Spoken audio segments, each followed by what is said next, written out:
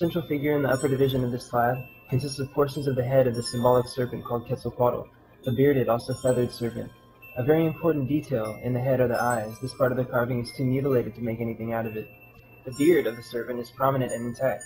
This alone is sufficient to say what serpent it belongs. The mouth is an oblong square in the form of the hieratic letter M. Evidently, the nose and eyebrows are formed by a pair of serpents, in the act of gliding away, leaving for some reason. The head is resting on the hieratic letter U, the symbol of an abyss, deep down, etc. The ends of the U are bent outwards, ending with the symbol of the letter Sun as kin, not Ra, thus showing that it is the earth referred to and not heaven. The bottom part of this division assumes the form of an urn, symbolizing the body of the earth. The U opening at the top symbolizes the abyss. Within this urn there are two glyphs, squares pointing downward within the symbol lost light engraved upon them. Literal translation means the light has gone forth from the day. Slab A, lower division. This division symbolizes a grave where the body is lying in rest and darkness, as shown by the pointer glyphs. In the upper division, the pointer is indicated downward, the direction taken by the body. Here the pointer is changed to horizontal. The design of this lower division is the two halves of a head placed back to back with each other. The eyes are again formed of the sun, and kin, the celestial orb, again telling us that this tableau refers to the earth and not to heaven. Beneath the eyes are two conventional mouths, in the form of the hieratic letter M. This form of M was used by both the Mayas and the Egyptians. Within these mouths is another hieratic letter, the letter N, which was the alphabetical symbol of the serpent of creation. This symbol is universal throughout the ancient world.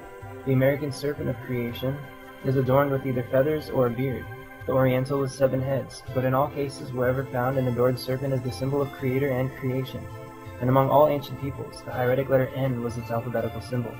Thus we find here in America the same symbol used in the Orient. Slab A, the legend, Quetzalcoatl, the creator, the bearded serpent called In, and his soul passed on to the region of darkness, submerged Mu, there to await the call from the greater serpent for reincarnation. Slab B.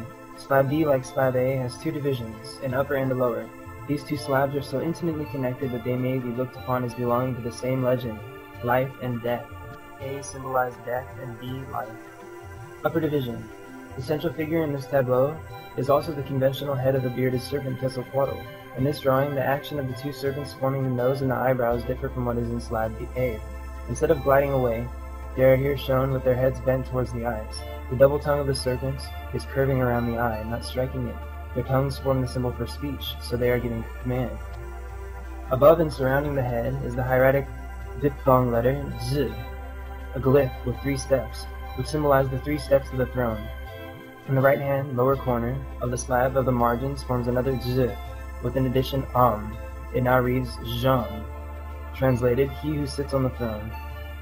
At the foot of the throne is the monotheistic symbol for the creator. Consequently, it is he, the creator, who sits upon the throne. The head, as in Slab A, rests over an urn, having also an opening at the top in the form of a U.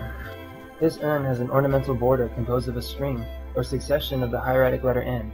This appears to me to form a strong adjective.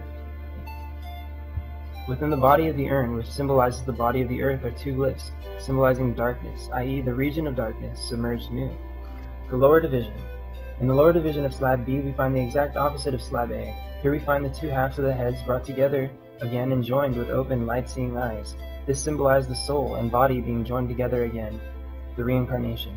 This face is twice repeated, the second forming the adjective to the accomplishment. The mouth in both faces is an oblong square, the symbol of Mu, thus saying that it is in Mu that the reincarnation has taken place. This is identically the same conception as the Egyptian, where the soul returns to Amenti, the region of darkness, the domain of Osiris, submerged Mu. It was also the conception of the Mayas of the Yucatan, as it is in some of the Oriental countries today. On each of the sides of the lower division are symbolic borders. The border on the left is composed of the 3rd glyph of the letter H in Mu's alphabet and extends from the top to the bottom of the division. On the right-hand border at the top is the hieratic letter H, the symbol of the sacred 4. The various symbols on the right-hand border read, the great serpent who created all things, he who sits on the throne, he who embodies the sacred 4. The legend. When Quetzalcoatl, the bearded serpent, the creator, he who sits upon the throne, whose 4 great commands evolved law and order out of chaos, calls, the eyes of those closed in sleep are open, the time of their reincarnation has arrived. They answer the call of the great serpent and come forth into a new day. Note: the glyphs on these slabs show an intimate connection between these people and the ancient Mayas of the Yucatan. They were also closely connected with the people of Arizona and New Mexico. The cosmogony of all three is identical.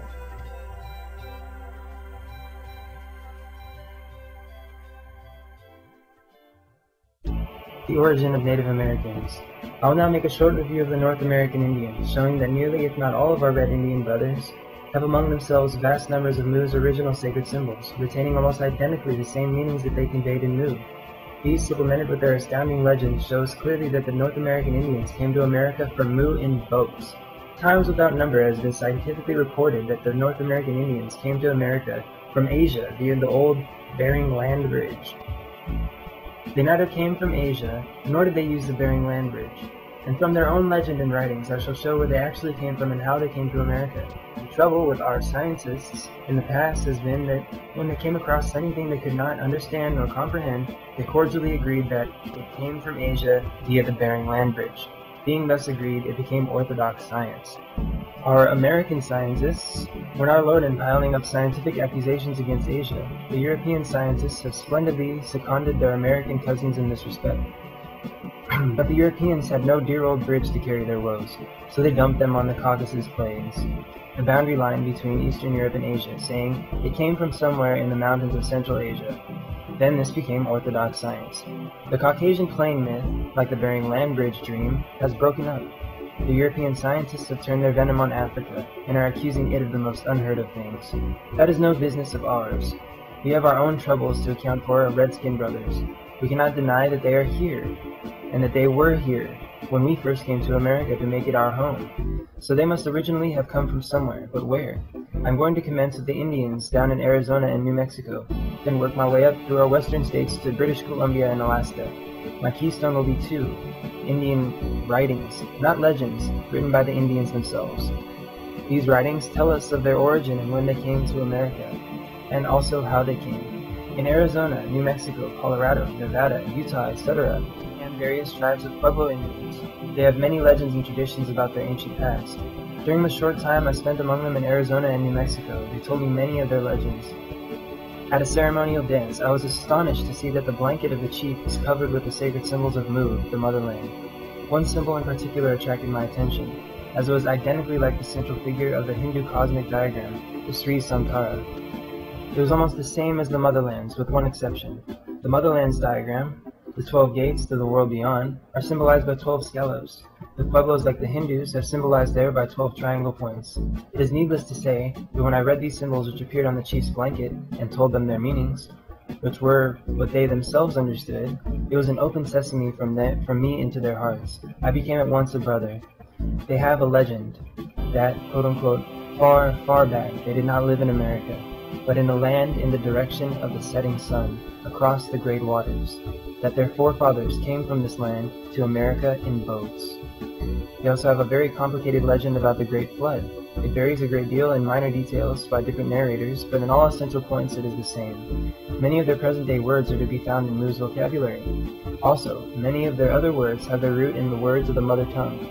Certain symbols persisted from the north of the Yucatan in Mexico to Nevada, Utah, and Colorado, which leads one to believe that at one time all this area was occupied by Pueblos and near relatives.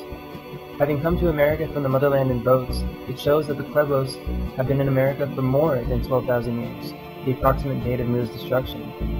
When they came to America, they were highly educated, civilized people. Their legend shows that they knew more about geology than our science did 50 years ago. Why do we find them in the state that they are today? The answer is in an old, old tale of mountain raising.